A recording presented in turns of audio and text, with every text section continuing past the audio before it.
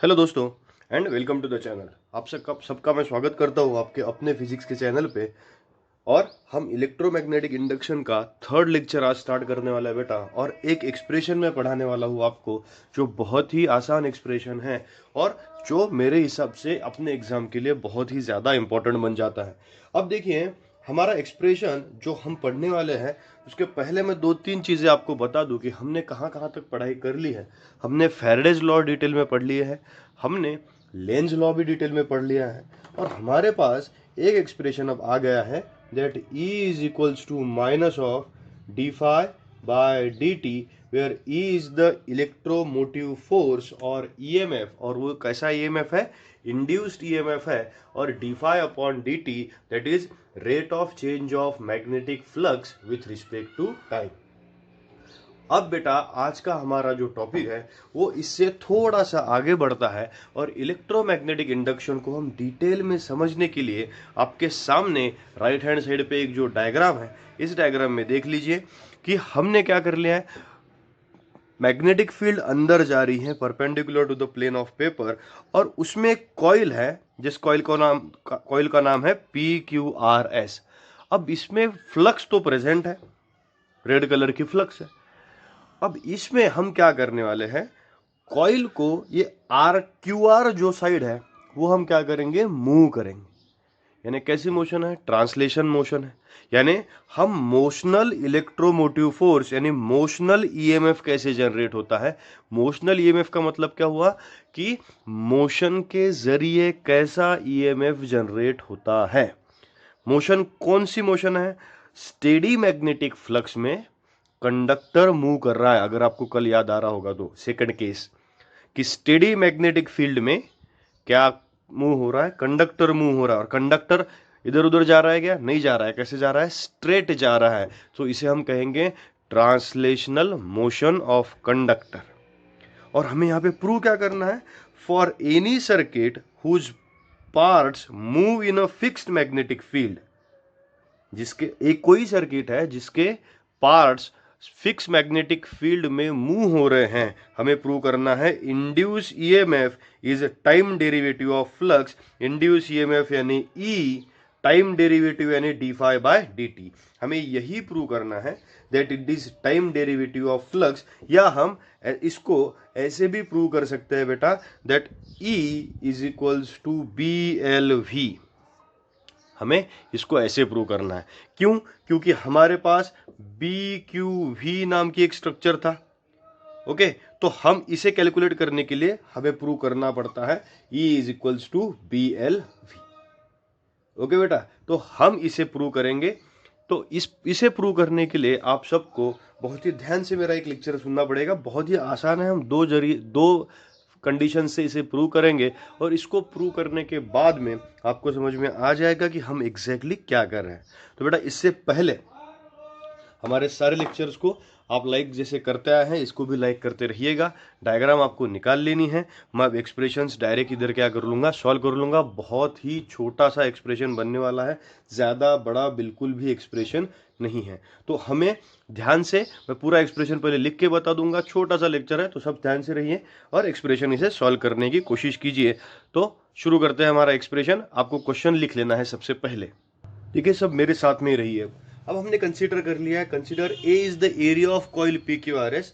और एरिया क्या हुआ, लेंथ इनटू ब्रेड्थ। कैसे लेंथ, समझ लीजिए ये होगी उसकी लेंथ, ओके, और ये हो गया ब्रेड्थ। तो length into breadth is the area of coil P Q R S. अब कंसीडर कर लेंगे हम B it is the magnetic induction of field. Field कैसी है, परपेंडिकुलर टू पेपर। ध्यान से देखना, ये जो क्रॉस की हुई है, it is the magnetic induction of field which is perpendicular to the plane of paper. अब हमारे पास फॉर्मूला क्या होता है, दैट हम लिख सकते हैं बेटा कि इक्वेशन करने के लिए फाई क्या होता है, मैग्नेटिक फ्लक्स, और फाई को निकालने के लिए phi is equals to B multiplied by A, where B is magnetic induction and A is area.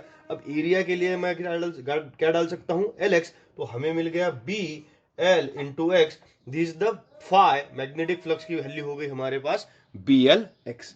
अब यहां पे अगर हमने क्या लगा लिया, लेंज लॉ लगा लिया। अब लेंज लॉ क्यों लगेगा, क्योंकि as Q R is moving, as QR is moving in a magnetic field, here phi changes with respect to time. Okay बेटा, क्यों? QR मूव हो रहा है ना, आगे पीछे जा रहा है, तो QR अगर मूव होगा तो हमें according to laws of electromagnetic induction हम क्या लिख सकते हैं, दैट E इसका मैग्नीट्यूड ही कंसीडर करते हैं, डायरेक्शन को कंसीडर नहीं करेंगे. मैग्नीट्यूड ऑफ E इसे प्रॉपरली लिखेंगे, magnitude of E is equals to क्या लिख सकता हूं मैं, D phi upon D T. Phi की वैल्यू अगर डाल दी तो क्या मिलेगा, D by D T. Phi की वैल्यू डाल दिया B L x D by D T of B L X. अब बी कांस्टेंट है, एल कांस्टेंट है, एक्स ही चेंज हो रहा है. एक्स क्यों चेंज हो रहा है, because R Q is moving ना, तो क्यू आर पीछे अगर चला गया तो एक्स इंक्रीज हो जाएगा, क्यू आर अगर आगे आ जाएगा तो एक्स डिक्रीज हो जाएगा. तो एक्स की वैल्यू ही चेंजिंग है, बी चेंज नहीं हो रहा है, एल चेंज नहीं हो रहा है, तो हम क्या लिख सकते हैं इसमें, तो बी एल इधर आ गया D X by D T. अब समझ लीजिए एक्स अगर डिस्टेंस हो गया, एक्स अगर डिस्टेंस हो गया तो D X by D T ये तो वेलोसिटी होगी ना, और किसी को डिस्टेंस के बजाय क्या लिख लिया, डिस्प्लेसमेंट, तो D X by D T क्या होगी, वेलोसिटी. तो हमारे पास इक्वेशन आ गया बी एल वी, और ये हमारा एक्सप्रेशन बन ही गया दोस्तों. फिर हम कैलकुलेट करते हैं E is equals to B L V, किसके लिए, for conductor which is moving. E की वैल्यू क्या आ गई, BLV. ये आपका फर्स्ट पार्ट हो गया एक्सप्रेशन का, जिसमें आपने according to Lenz law prove कर लिया that E is equals to BLV. और कितने आसानी से प्रूव कर लिया, देखिए आपको लेंज लॉ पता है, EMI के लॉस पता है, that E is equals to D phi by D T. अब D phi by D T में फाई की वैल्यू के लिए क्या होता, flux is equals to B. A कहां से आया बेटा, जनरल फॉर्मूला है कि हम अगर B को डिफाइन करते हैं तो फाई अपॉन ए होता है, तो फाई इज इक्वल्स टू क्या आ जाएगा, B इंटू ए. और बस क्या कर लिया, एक डिफरेंशिएट कर लिया, बाकी कुछ भी नहीं किया है.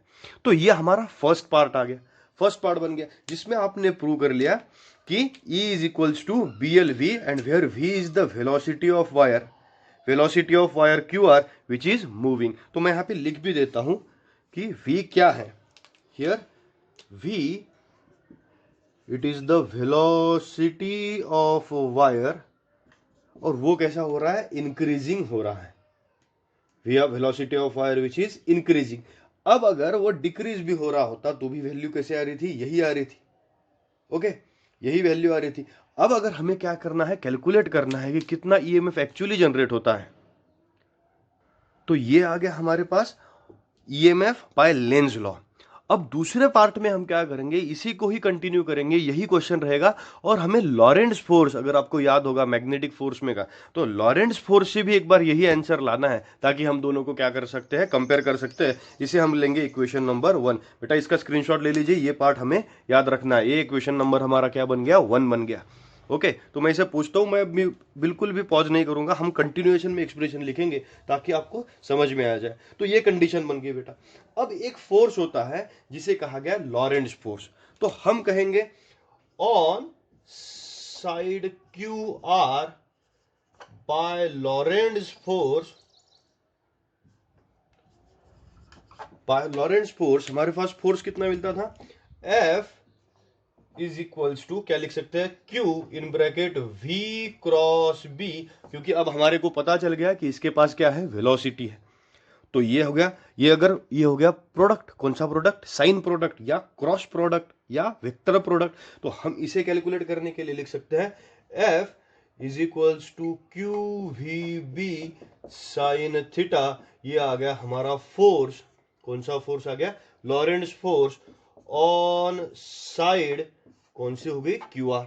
अब अगर हमें क्यू आर का वर्क डन निकालना है, work done by Q R, then W is equals to F into L. L क्या हो जाएगी, डिस्प्लेसमेंट हो जाएगी. तो फोर्स तो हमारे पास है ही, फोर्स कितना है, Q V B sine theta multiplied by क्या बन गया, L बन गया.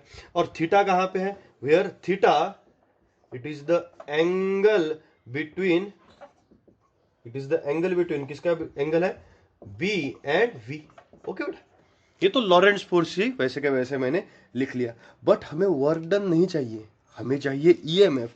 सो बाय डेफिनेशन ऑफ EMF